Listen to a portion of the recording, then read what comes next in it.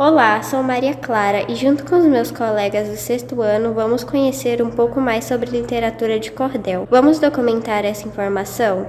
A literatura de cordel é um gênero literário popular, escrito frequentemente de forma rimada, originada de relatos orais e depois impressos em folhetos, como estes que estão vendo agora. A literatura de cordel se popularizou no Brasil nas regiões Norte e Nordeste, sendo hoje difundida em todo o território nacional. Publicado em pequenas brochuras impressas, o termo cordel vem do fato de ser apresentadas penduradas em corda, o cordéis. Para dividir essas informações com vocês, eu chamo meu colega Arthur. Dado seu valor cultural e histórico, não podemos deixar de ressaltar sua importância, na qual envolve a aprendizagem, questões históricas, sua importância para as pessoas, para a cultura popular e a cultura nordestina. Instituto do Patrimônio Histórico e Artístico Nacional concedeu a literatura de cordel em setembro de 2018 o título de Patrimônio Cultural Imaterial Brasileiro, patrimonializada pelo valor simbólico e sua representatividade na cultura popular brasileira. E a xilogravura? O que seria? Larissa, pode nos explicar? Presta atenção aí, Arthur, e você que nos assiste também. A xilogravura é uma técnica de impressão muito antiga que consiste numa gravura na qual utiliza uma madeira como matriz, possibilitando a reprodução da imagem gravada sobre o papel ou outro suporte adequado. Esse processo é muito parecido com o carimbo. Me conta mais detalhes sobre como funciona, Nathalie. Então vamos lá, Larissa. Na xilogravura, a madeira é entalhada com a ajuda de um instrumento cortante, formando a figura ou forma matriz que se pretende imprimir. Em seguida, com um rolo de borracha embebido com tinta, toca-se apenas as partes elevadas do entalhe. Vamos praticar agora. Para a produção das xilogravuras, utilizamos o processo de isogravuras. Ao invés da madeira, utilizamos placas de isopor, na qual produzimos várias capas que representam a literatura de cordel. E vamos para a mão na massa.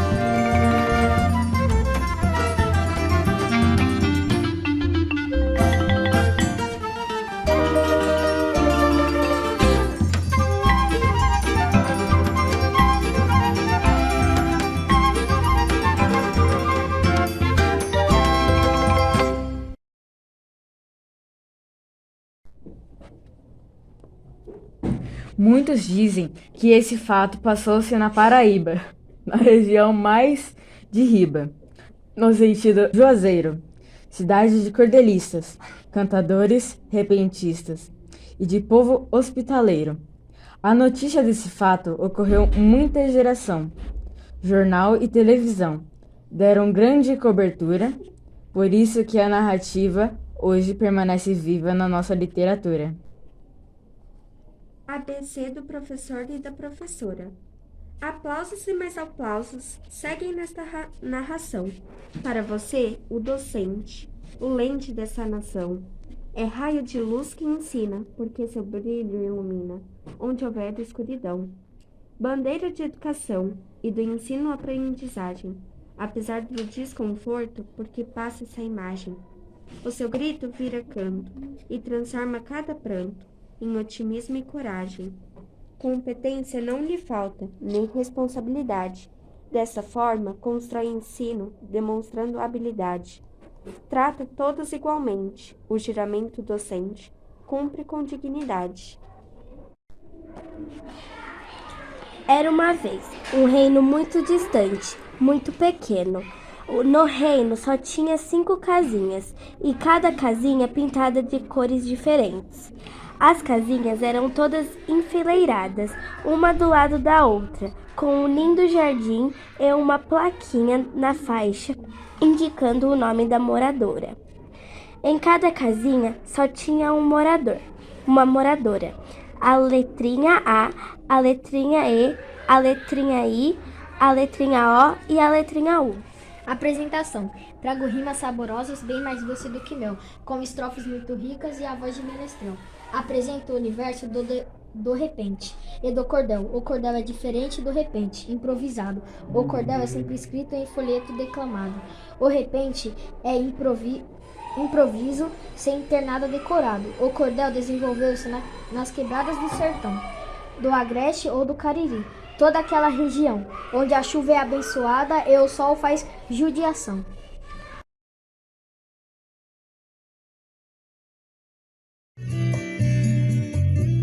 Agora vamos responder às perguntas que os grupos em sala de aula se organizaram.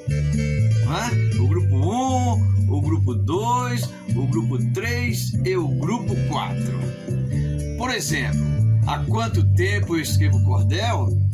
Olha, faz muito tempo que eu escrevo cordel. Eu comecei a escrever cordel há mais de 30 anos atrás e ainda continuo escrevendo, não é?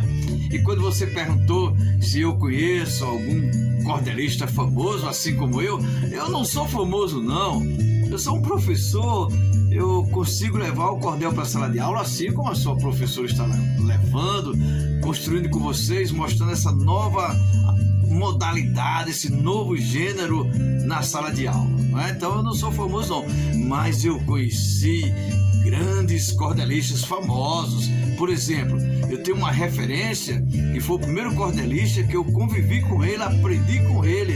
O nome dele é Enéas Tavares dos Santos, um alagoano que nasceu na cidade de Marechal Deodoro, né? Bem pertinho de Maceió.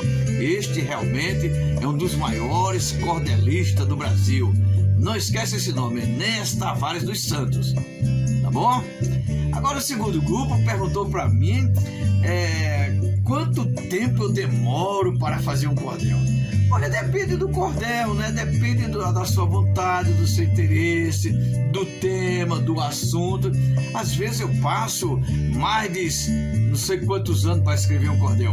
Por exemplo, eu comecei a escrever um cordel chamado 3064, que ainda vai acontecer lá no futuro. Eu comecei a escrever desde 2014 e ainda nem terminei e nem sei quando vou terminar. Agora, existem outros cordéis que eu faço logo, eu faço uma semana, em um dia, 2 dias, depende do assunto, do momento e da sua inspiração. Então a gente não tem um tempo determinado para terminar um cordel, tem um tempo para começar. Agora para terminar, ninguém sabe quando é que a gente vai terminar, não é? Então olha só, aí depois você me perguntou em que cidade surgiu o cordel. A gente não tem assim definido, foi nessa cidade que surgiu o cordel, não. Porque o cordel é uma literatura universal. Olá, minha gente. Hoje uma xilogravura especialmente para minha terra natal, Água Branca, Alagoas. Eu vou mostrar para vocês o Palacete do Barão. Está aqui a xilogravura que eu vou mandar para Água Branca, Alagoas, o Palacete do Barão. Uma casa, um palacete que estava em ruína e que felizmente hoje o poder público comprou e provavelmente será transformado e restaurado. Palacete do Barão, em Água Branca, Alagoas, a minha terra natal. Viva Água Branca, viva Alagoas! Mais uma xilogravura, desta vez mostrando o aspecto, um recanto do nosso sertão, a Caatinga nordestina, que é um dos maiores biomas brasileiros. Então veja como eu fiz, qual é a minha versão da Caatinga nordestina.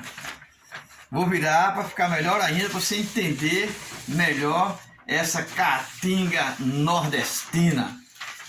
Uma xilogravura de João Gomes de Sá. Já fiz todo o entintamento e agora vamos ver como é que fica a matriz, a cópia da xilogravura. Vocês é que vão dizer se tá bonito, né? A Caatinga, um recanto do nosso sertão nordestino. Viva o Nordeste brasileiro, viva a Caatinga do sertão brasileiro.